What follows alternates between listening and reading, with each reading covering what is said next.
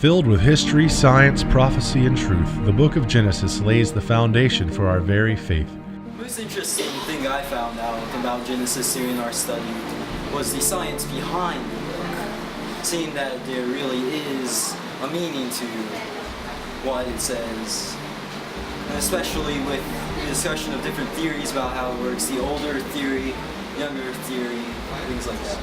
The book of Genesis is very much a book of beginnings, the beginning of the Christian faith, the beginning of the Jewish nation, the beginning of creation. I think that my favorite part of Genesis was relearning the creation story. Although I knew it my whole life, I think the most interesting part was relearning the interesting aspects of how the world was created in the 7 days. The bottom line is, do you believe in miracles? As a scientific materialist, it's impossible to believe in miracles because they don't exist in a laboratory. They cannot be experimentally reproduced. So it's important to understand that the birth, life, death, and resurrection of Jesus Christ and your salvation is a miracle. Like Judah, for example, he was, as you could say, a sinner. I mean, we all are, but he was more one or less. And God turned him into something that people could look up to. Jesus gave such descriptive details when he orchestrated the whole thing. It was like crazy. I really liked how Joseph's life mirrored Jesus. I never had picked up on those key details before. Join us as Pastor Scott Carter takes us on a journey through the crucial and sometimes controversial topics surrounding the origins of the Christian faith.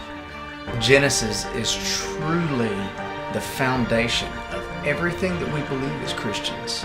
Without Genesis, we don't know of man's need for Jesus.